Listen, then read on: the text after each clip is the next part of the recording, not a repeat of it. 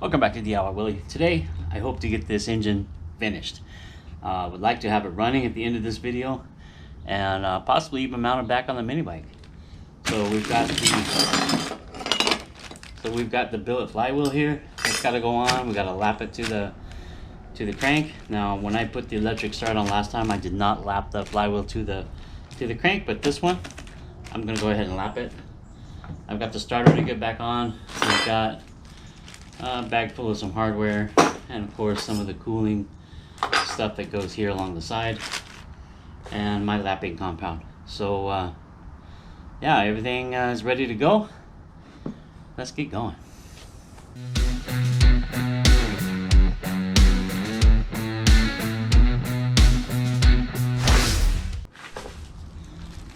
All right. Oh, there's those barbs. Wow. I wondered where they went. So let's get the lapping compound here, and the flywheel. This is an expensive piece. It's supposed to work with the electric start. You know, we got some information here before installing. This flywheel, be sure this is the correct one for application. Once this flywheel is mounted or modified, meaning lapped to the crank, it is non-returnable and requires minimum 30 thousandths coil gap at 32 degrees. I think we're going to set it more like 40 or even 60. We'll see when we get there. Yeah, this should be the perfect flywheel for this engine. I'm gonna go ahead and actually mount the starter up before I put this on, just to make sure that the teeth and everything are going to mesh together right. So yeah, let's do that. Now when you put these starters on, if you've watched my video, maybe I'll leave a link in the description. Got these little dowel pins right here that help align it and hold it. And uh-oh, Houston, we have a problem. Oh man. Oh dude, I did not think about that. Wow. Holy smokes. Got to be kidding me. Well, looks like either this motor will not be electric start, or I lose the billet side cover. Man, the motor doesn't fit with the billet side cover. Would you look at that? Wait, you can't see that. Let me turn the engine around.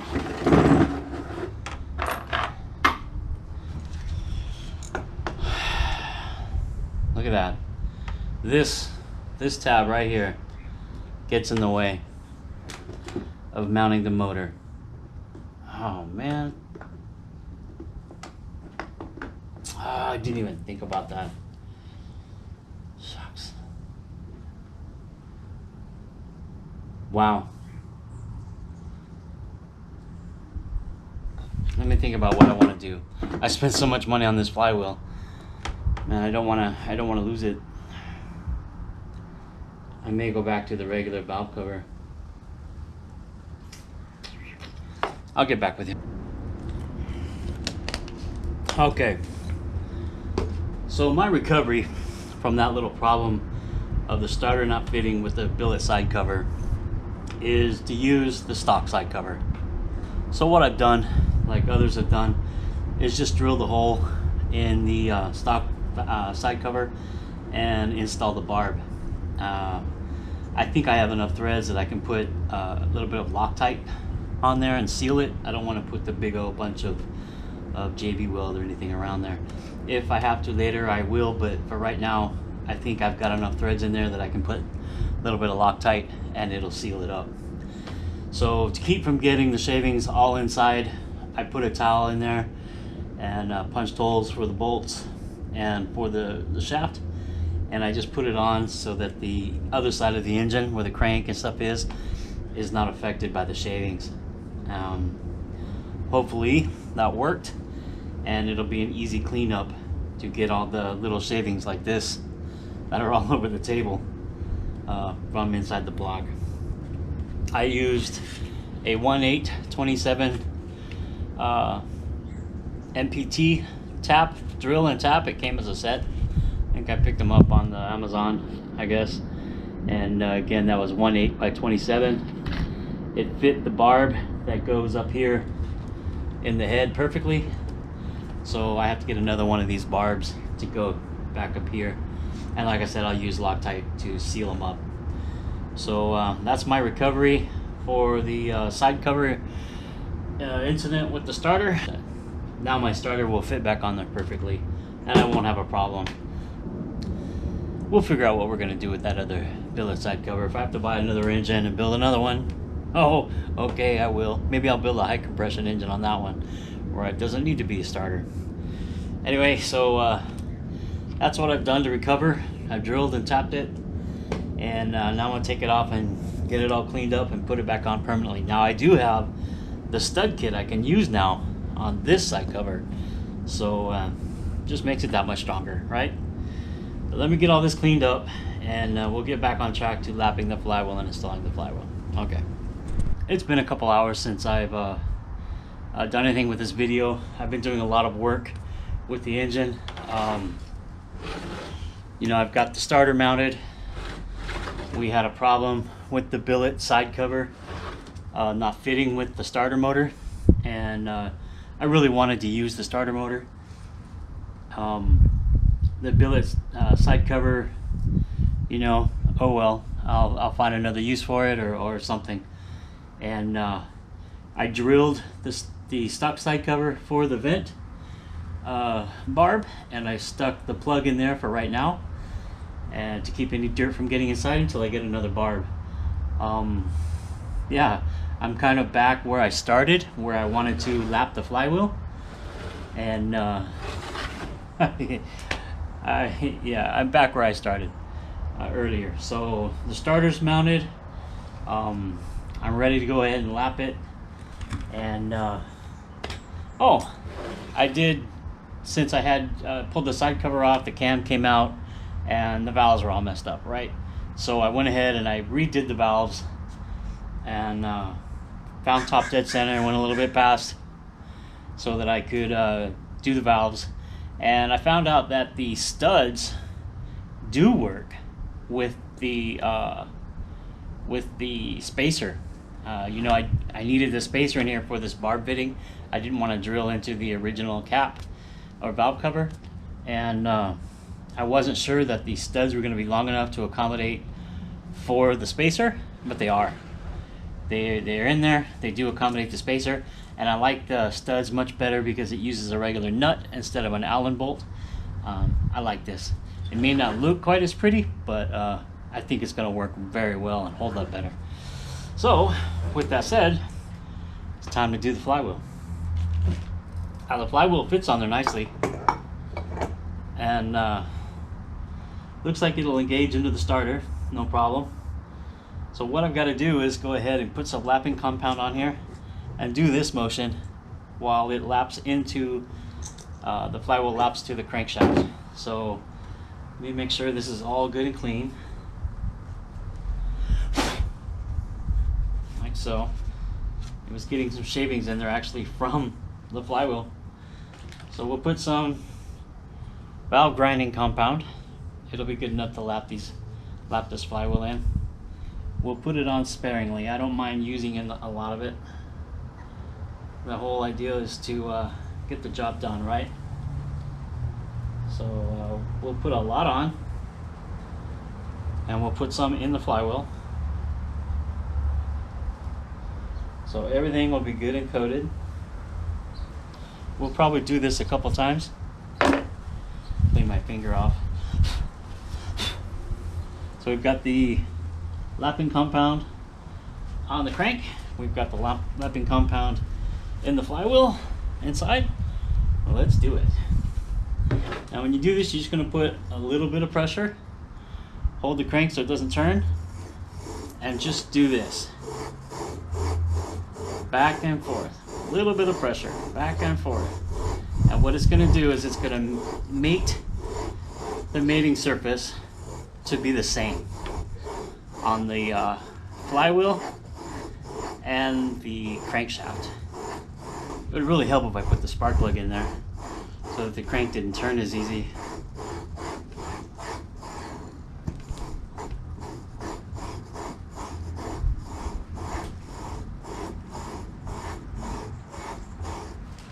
Yeah, doesn't take much. Doesn't take much. Looks like we got it all the way around. And would like to go a little deeper. To me, this indicates that it's only cutting to that point. I would like it to cut a little bit deeper, so we'll go a little bit longer. So we've got the taper all done. Everything's cleaned up. A little bit of carbon choke cleaner, that's what I had. Clean all of the valve grinding compound off of there. Make sure it's good and clean. Everything looks really good. So now I've got the woodwork key installed back in, and we can put the flywheel. This will hold the timing at 32 degrees. I've got the right there, I've got that ready. Now I hope this works with the other cover. It should. If not, we've got options. So yeah, I don't have, well, I do have the nut right here actually. And I'm gonna go get the impact. I don't mind running mine down and zapping them in with the impact. This thing's so deep it's hard to get in there.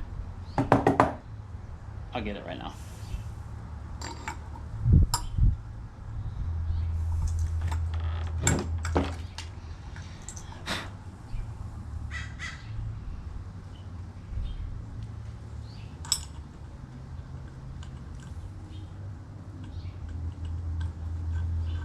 There we go. We got it started. I'll get the impact. I think it's a 3/4, and I'll just go ahead and zap that in. So yeah. Oh wow. Once again, that's all I've got time for today. I'll still try to finish up more maybe tomorrow for this video. We've got a good we made good progress today, you know, getting the flywheel on, getting it lapped in. I got the new Paul's coil, hot coil put in. It requires, or he states in the instructions that it requires 65 thousandths coil gap.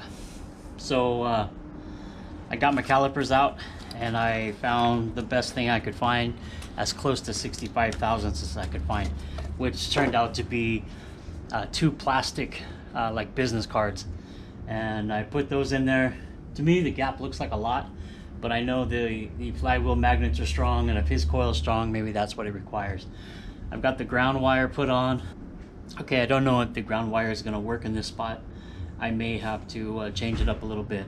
I don't know. I might move it onto the bottom of the coil, and I don't know what I'm going to do yet.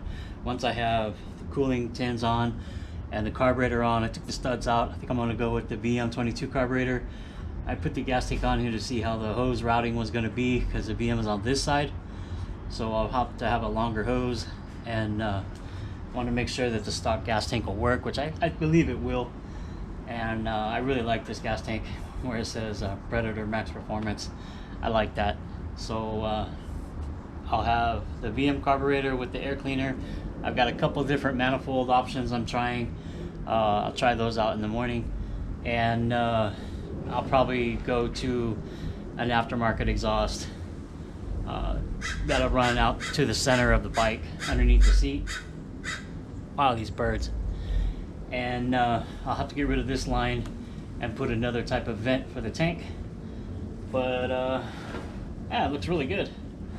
Starter looks like it's gonna go in there well. Everything looks really good.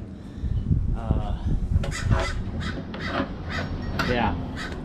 All right, so I'm gonna end it right here right now, and I'll catch up again with you guys in the morning.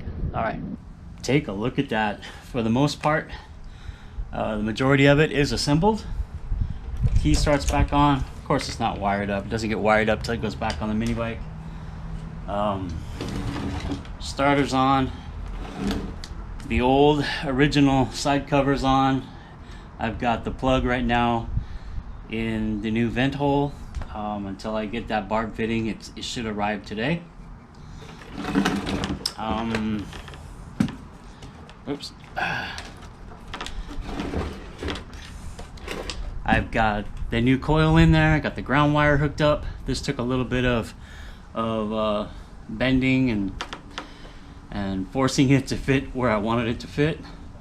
This is the gas hose coming from the tank. The two vent lines. You can see I have the VM, or the I'll call it the VM adapter for the clone style engines. And I don't know if you can see, but look inside, you can see where the head doesn't meet up with the adapter. So I'm gonna mark that with Sharpie, and I'm gonna take my Dremel and I'm gonna take that material out. It's also a little bit on the opposite side on the inside. However, that really won't matter, but I will probably still just grind this out a little bit so that the transition of the airflow is smooth. What I can do, instead of taking the head off and all that, to do that, I can stuff the valve, or stuff like paper towel or something in there to try to avoid the shavings from going inside. Make sure the valve is closed. That way when I take everything out, I can blow a little air in there and everything that's inside should come out. And that'll match port the intake manifold to the head. And it's not that far off, but I think it's enough that it'll cause a little bit of turbulence in the airflow, and I can smooth it out by getting rid of that, because otherwise it kind of defeats the purpose of porting this head that I've done already. So I'll just take that, chop that little bit of material out, we'll call it a day. The gas line, I hope it works. I know it's obviously gonna have to be longer because my carburetor is gonna be out here now. I've got a little filter that's gonna go on here. It's a UNI filter for venting crankcases and differentials. I use this on my other bike and it worked out really well. I just have to change the hose a little bit, and anyway, this fitting will fit inside there perfectly, and I can just shorten it down or leave it up and just kind of bend it, you know, of course with the clamp on and like that, something, or just shorten it down and leave it right there. It doesn't matter, but they're good filters. They're washable. I've used them before, and I bought a couple more for the next few engines I'm building. So it comes with a clamp and a zip tie. So again, that's the Uni UP121. Fits there perfectly, and we'll get that on. The vent line, I'll probably take it out and put a vent right up here at the top of the tank. I know you can use like breather vents up here, not the one like I just showed you, but like fuel filter vents. You can use those up here, and it'll allow the tank to breathe properly. I could put it anywhere I want to, but I'll probably put it right in here somewhere. So yeah, it's looking pretty good. Now let's take a look at the carburetor. So I think I'm gonna go, because this is such a good looking engine, so I really love the look of the brush, the polished aluminum, the flat black, you know, the matte black, and this matte red. It really is something that pops. So I think this one is gonna get the Nibby race carburetor. Now this is a really nice piece, and I think it will really accent this bike nicely. Originally I wasn't going to use it on this one, I was going to use it on the other one, but why not? So let's get it mounted on here and see how it's going to look. I think it's going to look fabulous. Alright, I'll get back with you. Alright, look at that. There's with the carburetor and filter on it. That's a beautiful engine right there. Yeah, that's a beautiful looking engine. Got the Nibby carburetor there. I have other types of manifolds I can try on here. The other type will straighten the carburetor out some and might look a little better. This air filter is curved back, so it kind of, you know, will fit where your leg is right here. I don't like the plastic barb for the pulse fitting. I hope I can find a plug that will go in there, and I don't plan on using a pulse pump or anything like that, so I don't need that fitting. But this is a plastic barb, and I don't like that. It might break off or, you know, anything like that. So I'm gonna see if I can find a plug that'll fit that spot. It's smaller than the other ones, but hopefully I can find something. Yeah, it's beautiful looking. I love the way this engine looks. I'm gonna try to run with the filter this way. I'll just cut it back a little bit and it'll be right there. It looks, let me take it off. It looks like the gas line will be okay, flowing through and connecting right there. It won't have any really high spots or anything like that. Looks like it'll probably flow just fine. Here's the choke for the carburetor, and I get that boot back on there really good. The cable will come in right there, and like I said, this vent is going to cut off and terminate right here somewhere, maybe down here, I don't know, kind of out of the way. And let me put this back on. I don't have this barb fitting yet. I think I talked about that earlier. As soon as I get this fitting, I'll be able to run a hose up to the top, up here to the valve cover. This will just be one single hose. Normally some people run two hoses up here. It's a 1/4 inch hose, so I'm kind of concerned about having enough large enough hose to get the air transfer good. I know it'll still vent even with the smaller hose, but I would prefer to have either two places or a larger type hose. If I could find a larger, like a 5/16 maybe with the same hole size, maybe I'll get that. Or I'm even thinking of a way to make the billet cover fit. And if I take that top fill on the billet cover, if I take that, cut that off and weld that hole closed, or maybe I can JB weld it closed, then the starter will fit with the billet cover. And I would much rather have the billet cover with the dual bearings on the end. So if I can figure that out, I might put the billet cover back on, then I'll have my two pulse fittings and I'll have my two bearings I wanted for this engine.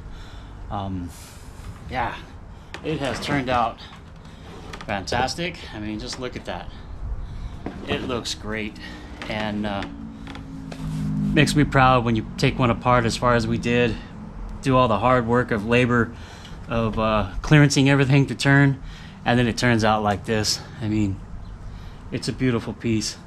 Electric starts mounted, and oh man, it's a beautiful piece of work. Now, like I said, it's not done. I've got to match port the manifold still, and we'll get to that here now later today. But the next time you see it, it'll probably be completely assembled like this, and back on the mini bike with the proper hoses, the vent tubes, and the throttle cable, everything back on the bike. And we'll try to start it up for the first time. This is a 24mm carburetor versus the 22 or 26, or however you want to look at it, and it should be fine right out of the box for this 224cc. But if it's not, I have some other jets. We can play with the jetting a little bit, and we got some tuning right here we can do that they build into it. So and if for some reason I don't like the way this carburetor works, then I'll go back to the VM22, because I know that one works perfectly. But here we go. Let me know what you think of it in the comments. This has been a long build for this engine. I don't have much time during the day to work. I do as much as I can within 2 or 3 hours that I have every day. And when I run into problems like I did with this engine so many times, then it sets me back and it takes me more time. But I think we got it all this time. It's a little hard to pull, but I'll figure that out. It might be in the valves again like it was last time, and I may need to revisit the valve lash, maybe figure that part out again. But yeah, thanks for watching. Thanks for stopping by and checking out my videos. And wow, finally it's near the point of completion. We'll have it back on the mini bike. It's been a long build. Give it a thumbs up, please. Subscribe if you haven't already. Could really use those subscribers and the thumbs up. Everything helps me with the YouTube algorithm.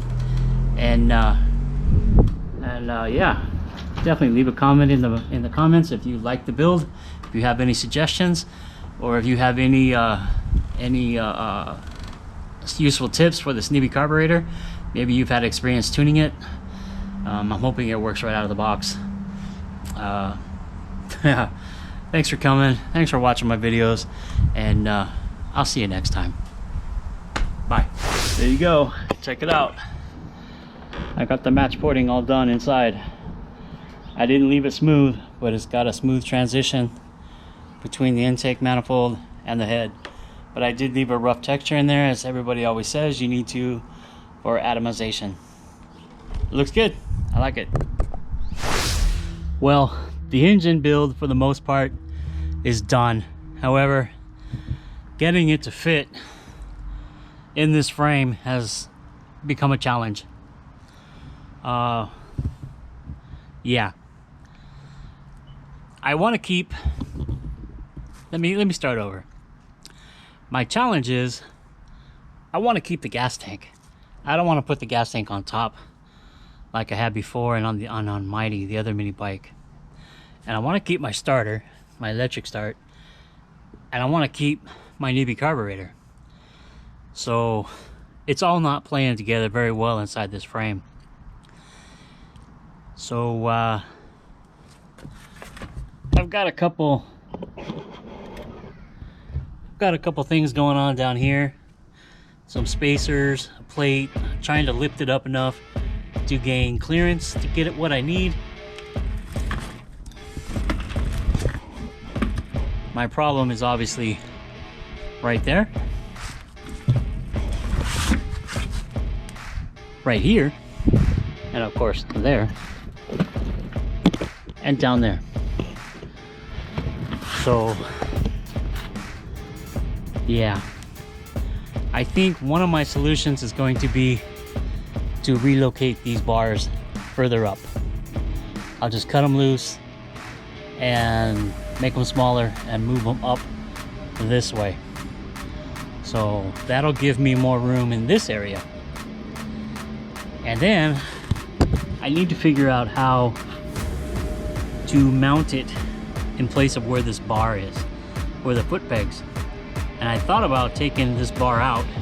That way this plate can come that way past where the bar is on the frame and give me everything I need. That might be my solution to get this motor in there.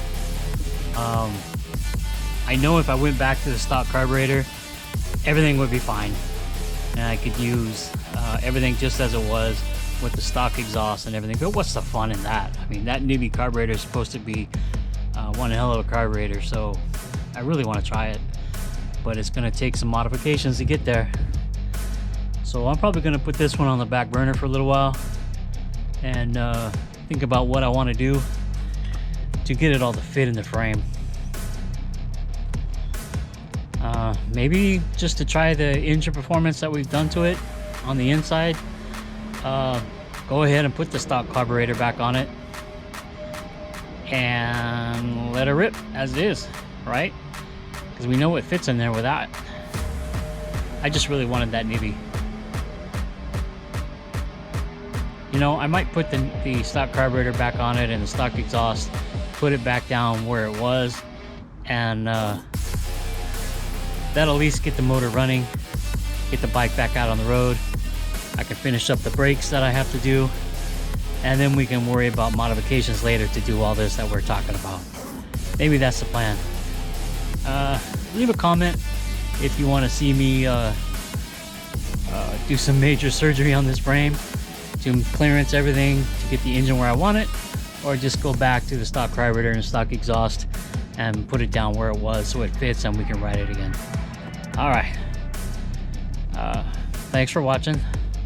Give it a thumbs up if you like the video, and I'll see you next time.